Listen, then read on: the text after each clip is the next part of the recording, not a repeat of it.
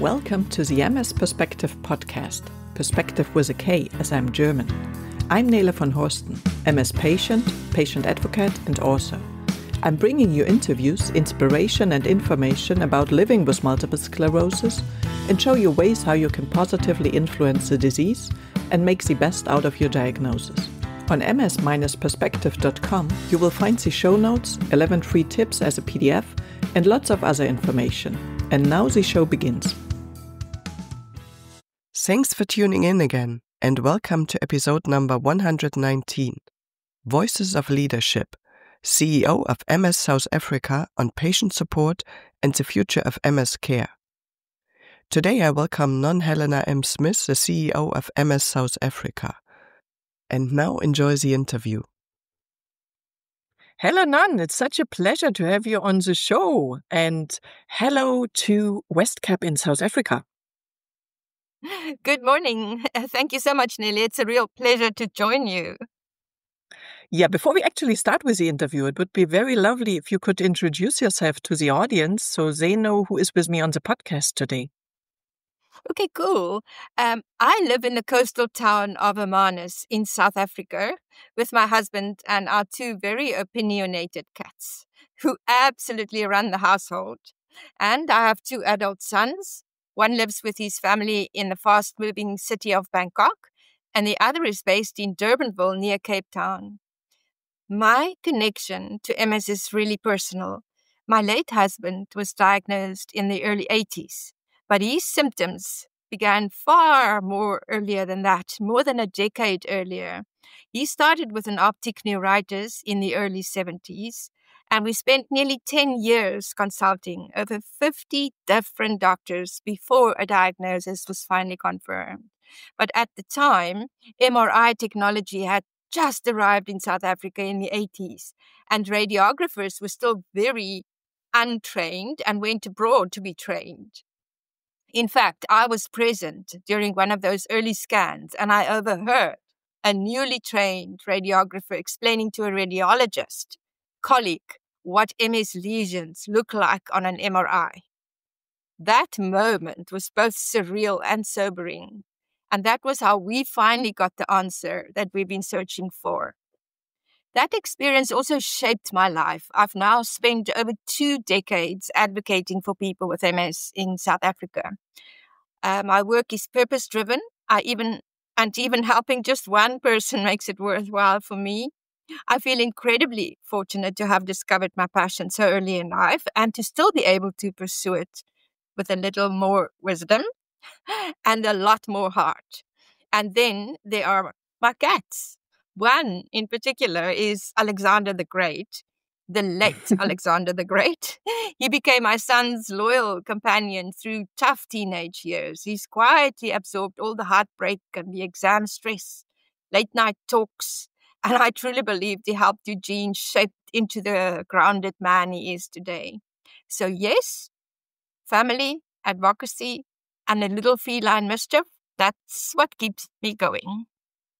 Fantastic. And I studied multiple sclerosis management, and I remember when we had the MRI sessions, they showed the first pictures on MRI. So in a way, it is not that strange that it took quite a while to get the right diagnosis for your late husband, because that was quite pixel based and not such clear and wonderful, pretty pictures as they are today.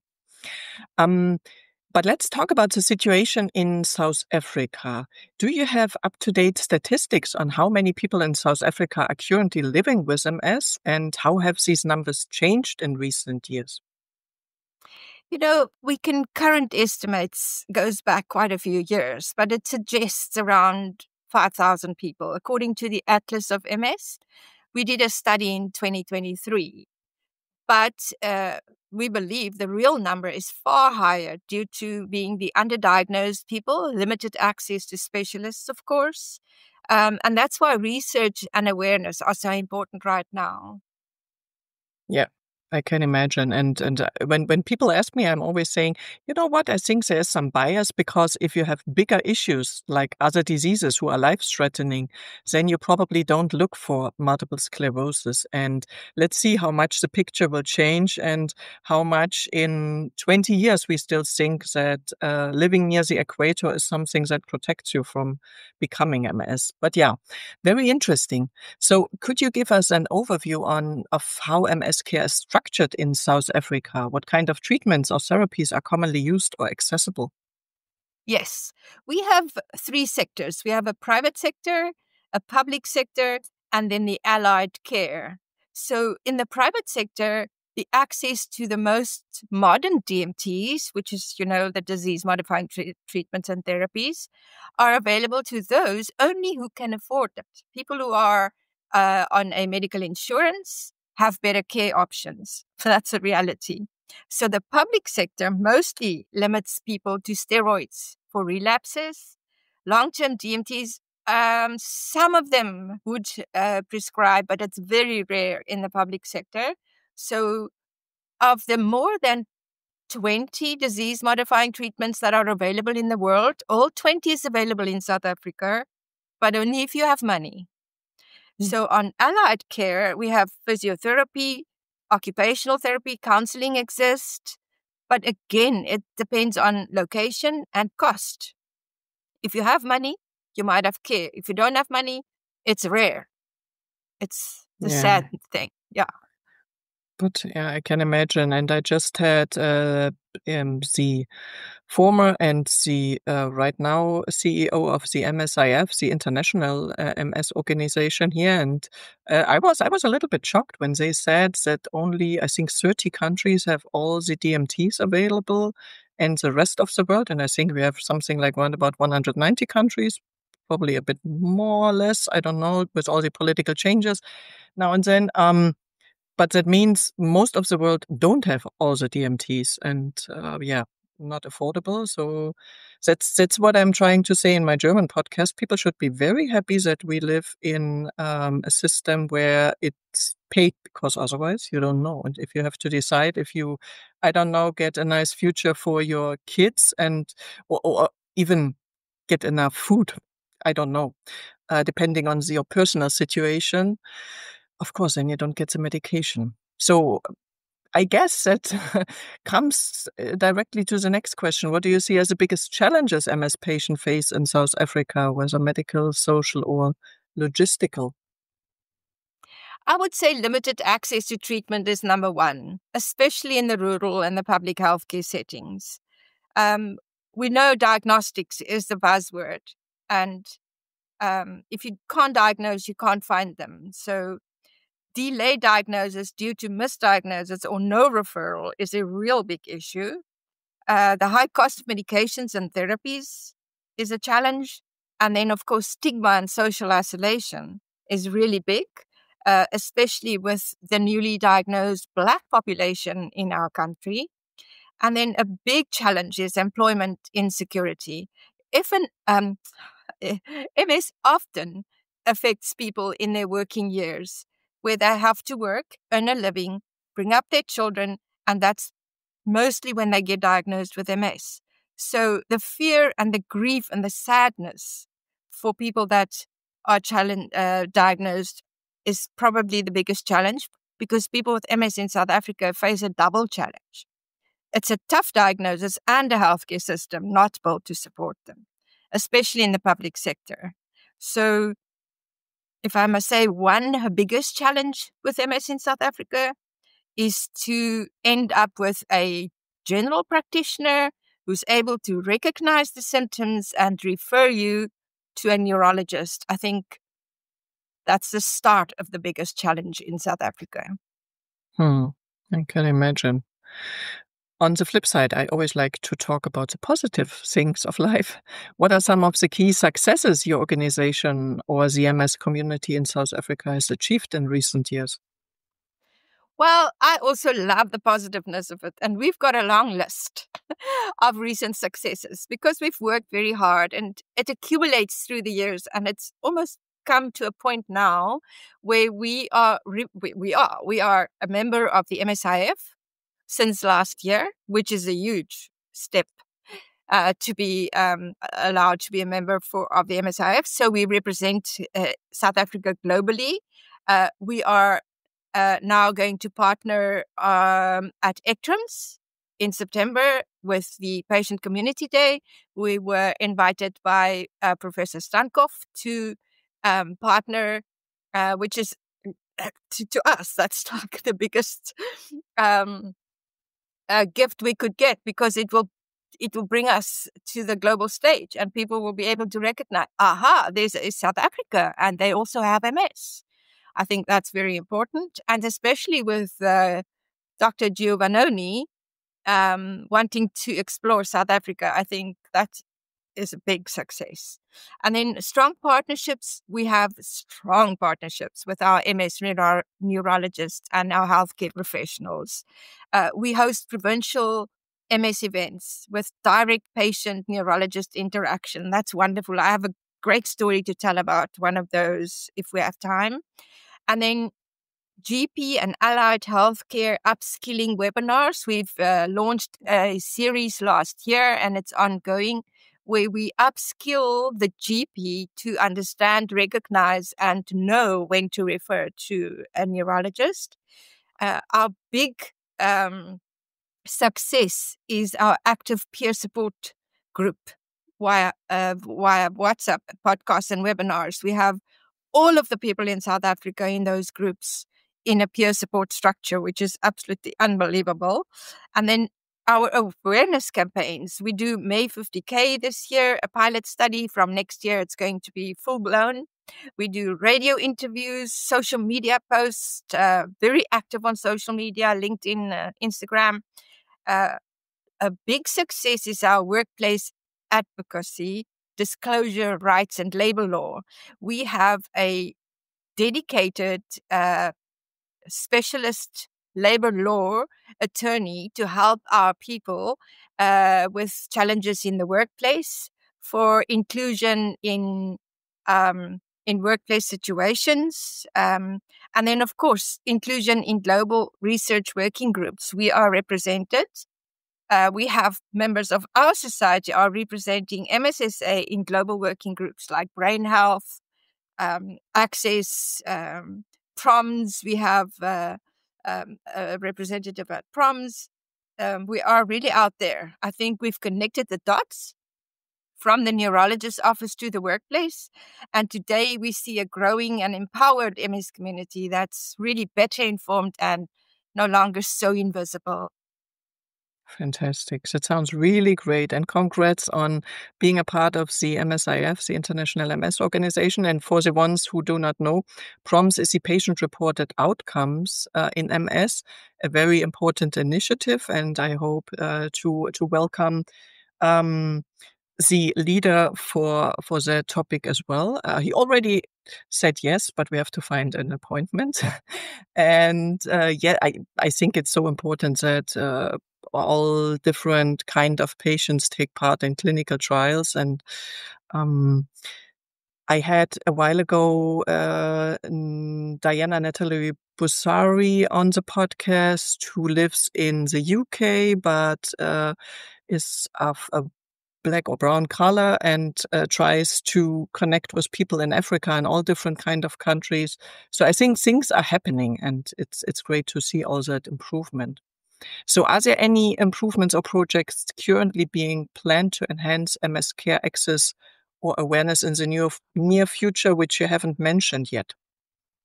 Well, we push for better public sector MS treatment access, of course, always, and ongoing training for early diagnosis.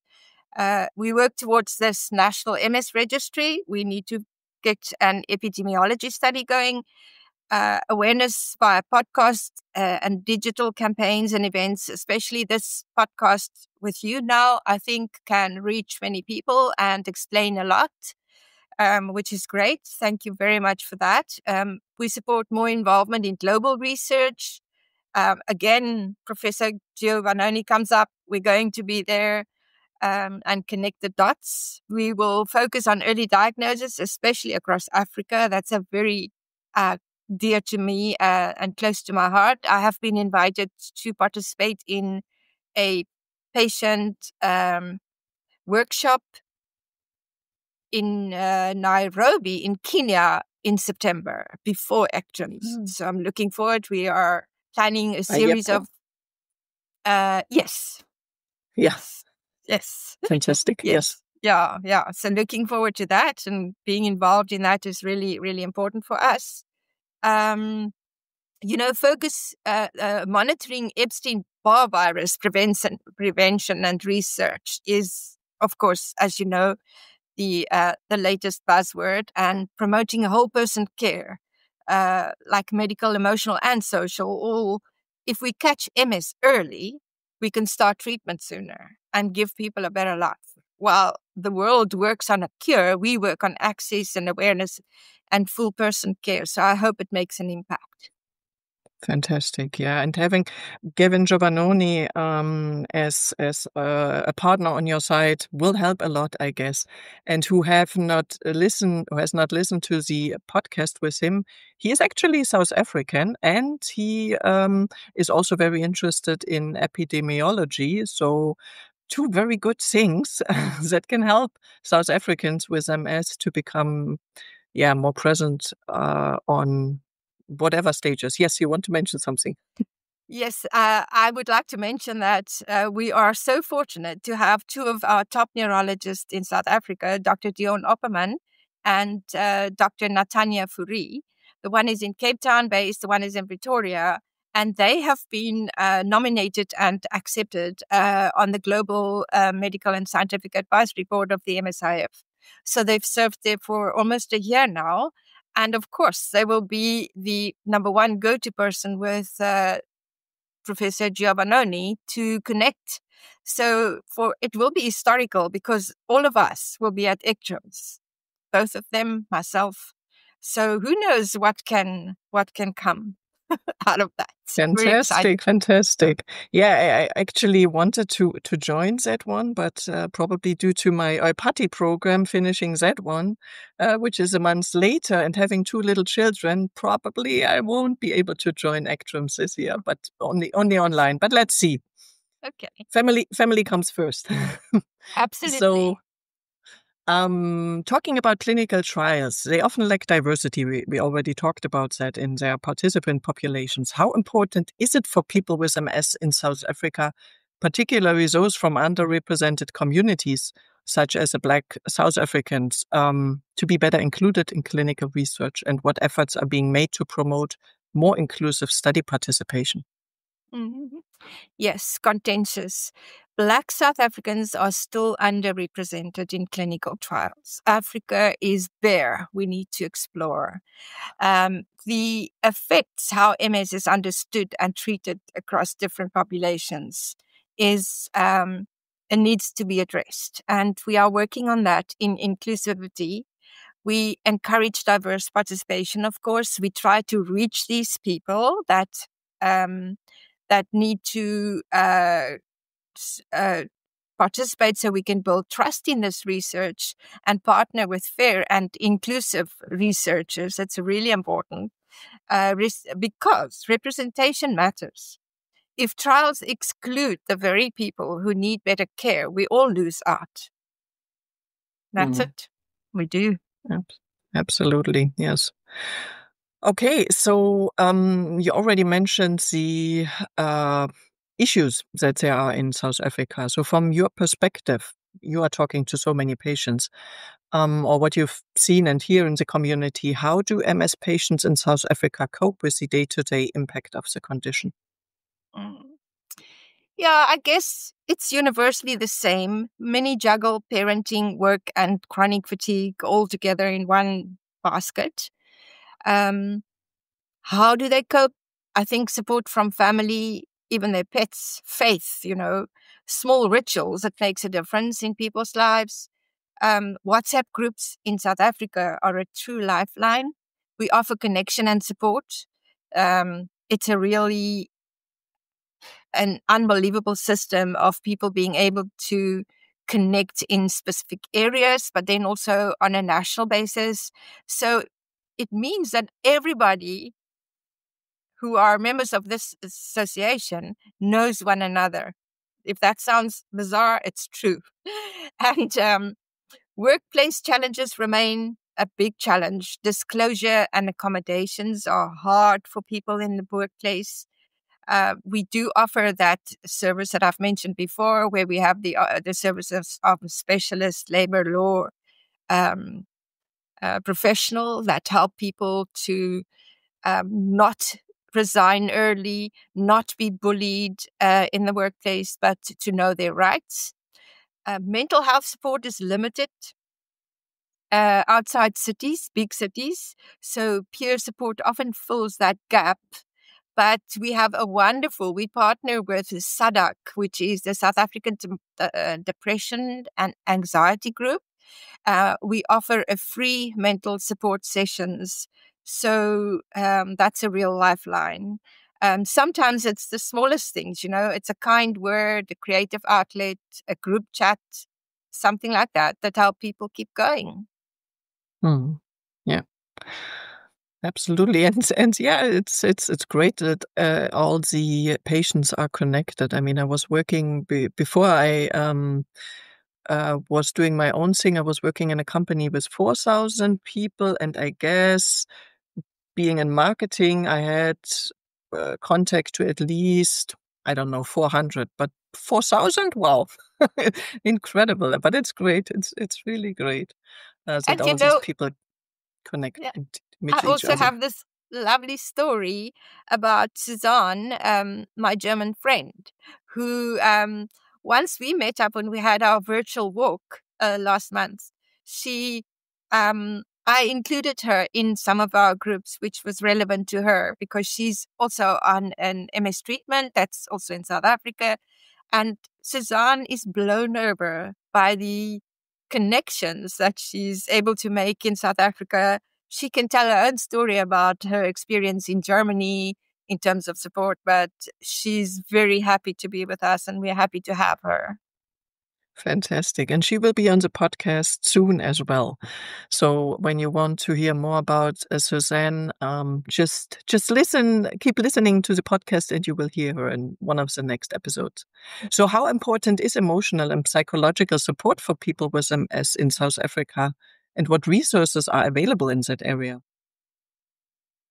I think once again, it's a global thing. People need emotional support. It's essential. It's not a luxury. Because the elements of being diagnosed with MS includes the grieving, the sadness, the fear.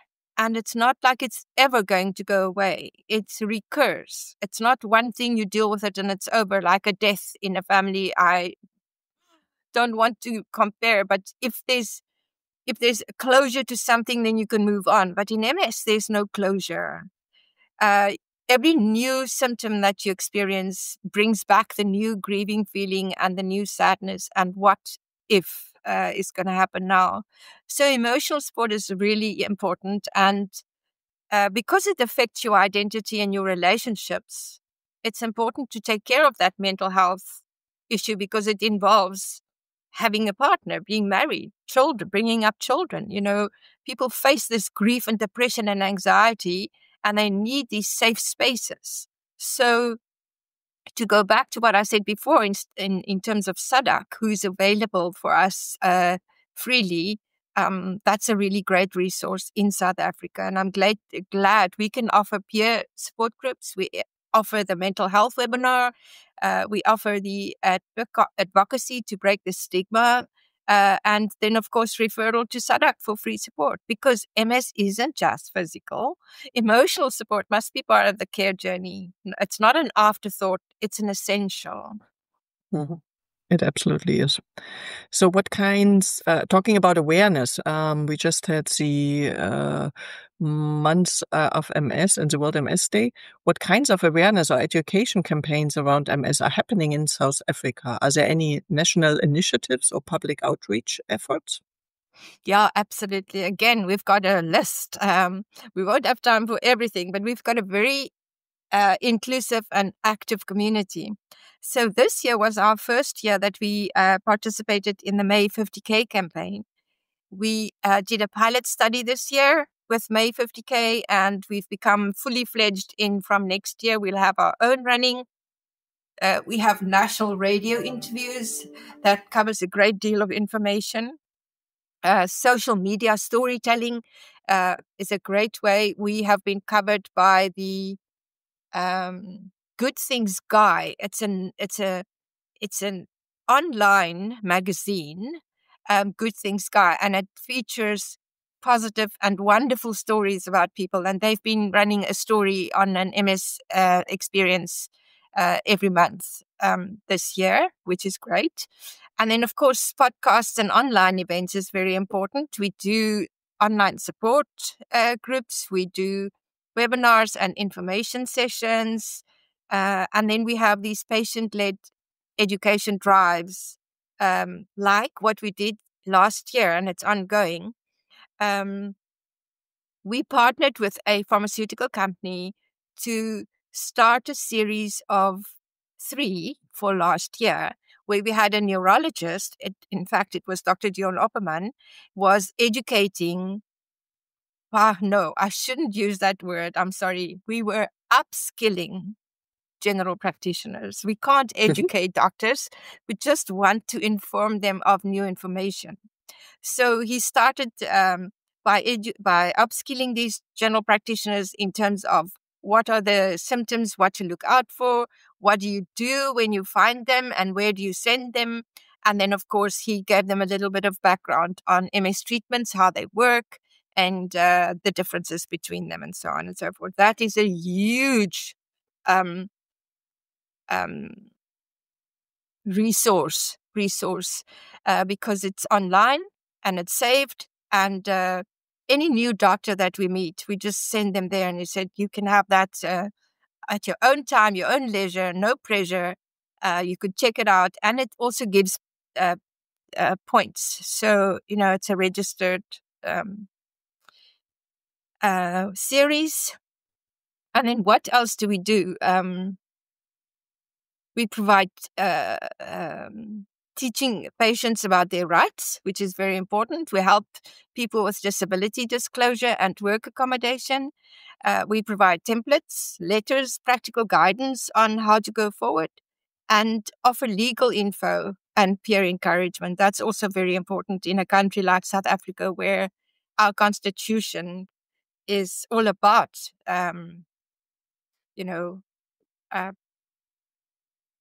people's rights. I don't want patient rights, but people's rights. South Africa is a constitution that takes care of people's rights. So we have a right in South Africa to complain if things are not going the way they should. So that's about what we do. Fantastic. That's very good. And yeah, I mean, it's great that you help the general practitioners to realize when somebody with MS is sitting in front of them, because you don't want to have a repeating story of your late husband over and over again. And I mean, it happened here as well. For the German podcast, I have more than 60 interviews with patients, and some of them had very long stories to their diagnosis, many, many years going from doctor to doctor until they finally got their diagnosis and could then be offered treatment. So you first need to get the diagnosis. So very good. That's a very strategic, important step towards better treatment for everybody who is affected by MS. Mm-hmm. Mm-hmm. You mentioned already quite some examples. Maybe there are some more. How does your organization help MS patients advocate for themselves in the healthcare system or the workplace?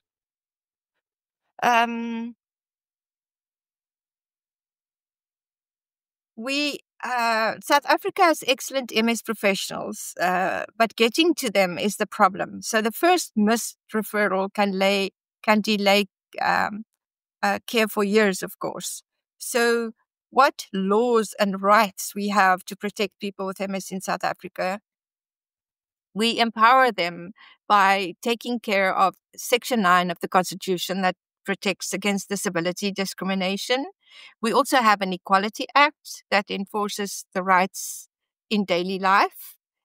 We have a white paper on the rights of persons with disabilities that promotes inclusion.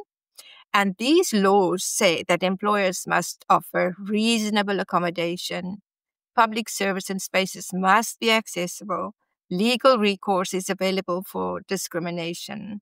So our laws are solid, but they mean very little unless people know their rights and the system enforces them. And that's what we try to close that gap. Fantastic. Yes, of course. You need to know that you have some rights to really ask for them to be taken into account. What kind of role do families and caregivers typically play in supporting someone with MS in South Africa? Are there dedicated resources or programs for them as well? Um, Families are often key to emotional and daily support. They are the ones behind the one with MS. So we include caregivers in all of our webinars and our support groups and our resources. In fact, uh, they are part of our support groups and our structure. We help them to understand MS and build sustainable care routines for them. We have caregiver webinars where some of our caregivers would share tips and daily routines of what works for them. And then we emphasize self-care for the caregiver as well. That's very important to encourage people to look after themselves. That story about when the plane goes down and you need to put the oxygen on your face first. Because if you are not compos mentis, you can't help anybody else. So if you want to help your children, take it first. So that's about how we emphasize self-care for caregivers. Yeah. Okay. Yeah, absolutely. You need to be in a good stage in order to help somebody else. So which types of healthcare professionals are typically involved in MS care in South Africa? I guess it's again these three split. Um, Neurologists, physiotherapists, psychologists, and how accessible are they? Already mentioned that at the beginning, but maybe summarizing it here again. Mm, Neurologists are very accessible if you have a medical aid.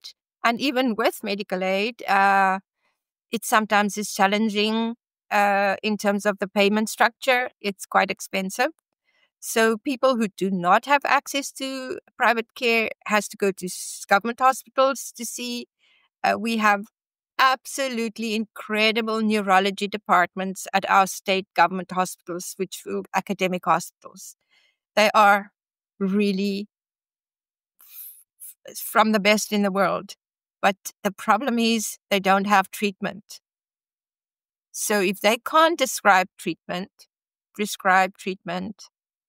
then there's almost like a gap there. So the people go there, they get diagnosed, it's fine, but there's nothing to be done. So they are sent home with some kind of a painkiller or,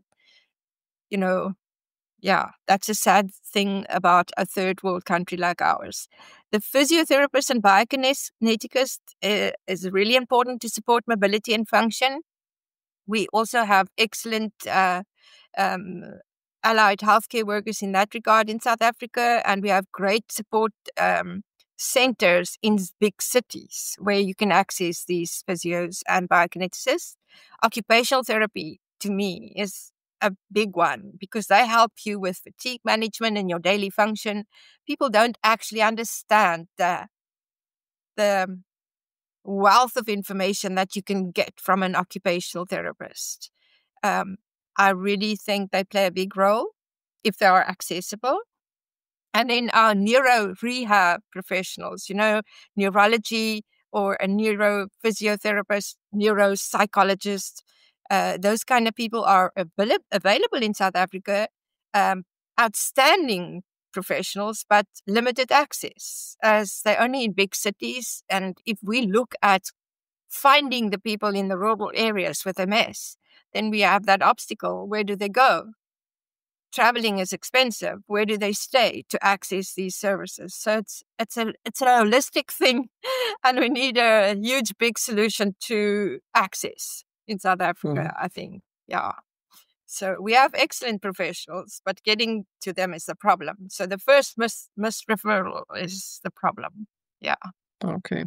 So, okay, hopefully in the future, some tele-rehabilitation options will help out with that, because you can't change the structure of a country completely. But I mean, I saw it at ACTRIMS, the ACTRIMS I joined, I saw at least more tele-rehabilitation, tele-offers coming on stage. And I mean, these issues, or this issue is an issue which many countries have, even the US, where you have, I don't know, to drive 4 or 5 hours. And if you have issues with spasticity, with fatigue, you can't drive these 4 or 5 hours one direction. So hopefully more will be happening in the future on that part. Are there any laws, policies, or rights in South Africa specifically designed to protect people with MS or other disabilities? I think I touched on that when I talked about the Constitution and the protection of disability discrimination. But yes, the laws are there, should be enforced, and what we need to do is bring that to the attention of our members so that they know that we offer reasonable access to specialist employers, public services and spaces, and then the legal recourse. So our laws are solid, but they, like I said, they mean little if people don't know about them, but they are there. Yes, we have a great constitution in South Africa. So, um, Fantastic. That's great. Yes. My little one was becoming, wakening up a little bit. So sorry for the short delay. Yeah, that is great. So we are coming to the quickfire Q&A session. Complete the sentence. For me, multiple sclerosis is? you want me to think about that one? For me, MS is both a challenge and a calling. It's something I didn't choose, but it shaped who I've become. And it drives me to create this space, dignity, and this hope for others on this path. I think that's what it's for me. What development would you like to see in the field of multiple sclerosis in the next 5 years? I would love to see earlier diagnosis becoming the norm, not the exception. I would love to see real progress in terms of EBV prevention and research. We need to move towards stopping MS before it starts. I know for years we've been looking at the cure, and yes, but I think prevention might be key to having a better life without MS. So I really hope for that. Yes, and maybe an easier to reach goal. If we would, I mean, I had Henri-Jacques Delecluse for the German podcast, who is working at the Cancer Research Center in Germany, and they are looking for EBV vaccination as well, because it's causing 2% of all cancer cases worldwide. So that's way more important than multiple sclerosis patients worldwide. So hopefully at one point, I mean, they are looking for a vaccination since 30 or even 40 years, if I remember correctly. But maybe it's happening, and then there would be a really thing for preventing MS, which would be great. And then we could concentrate on the people that still have it and helping them out, but having no new cases to pop up. That would be so lovely. Would be absolutely. Absolutely. So finally, what message of hope or encouragement would you like to share with MS patients in South Africa? I would say that you're not alone. You know, there's a whole community. There are people who understand, people who care, people who want to walk this path with you. It can feel very overwhelming, but there's always hope, there's always support, and there's always a reason to keep going. Your story matters, even when the world doesn't quite get it. We do, we get it. So please reach out, stay connected, don't give up. There's life after diagnosis. We're in this together. Absolutely. And to reach out, that's an important thing. How can people reach your organization and learn more about it?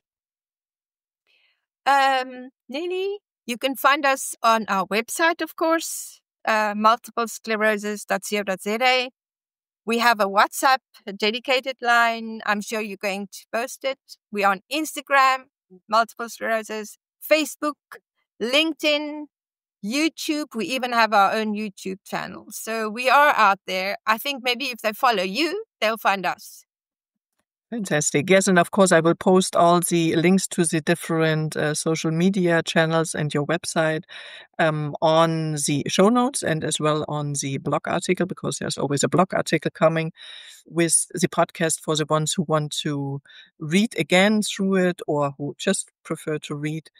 Non, thank you very much. Thank you very much for all your dedication, for your time being a guest on my show, and of course for everything you are doing for the MS community.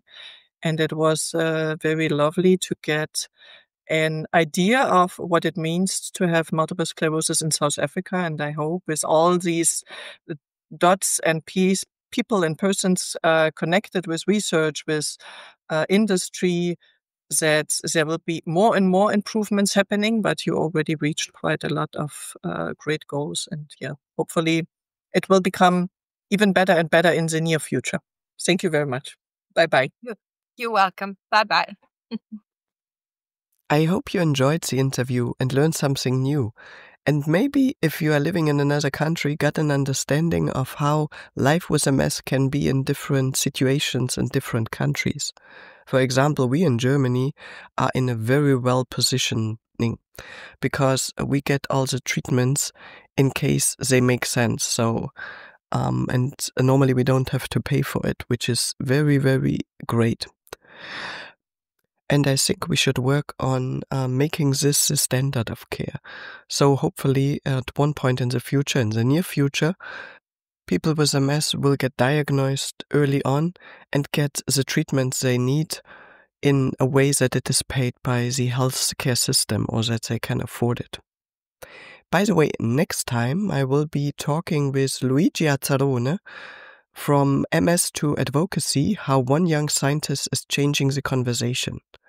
And Luigi Azzarone is working in R&D, regulatory affairs, at a chemistry company which is taking care or is trying to find a new DMT for multiple sclerosis while having multiple sclerosis. So very interesting.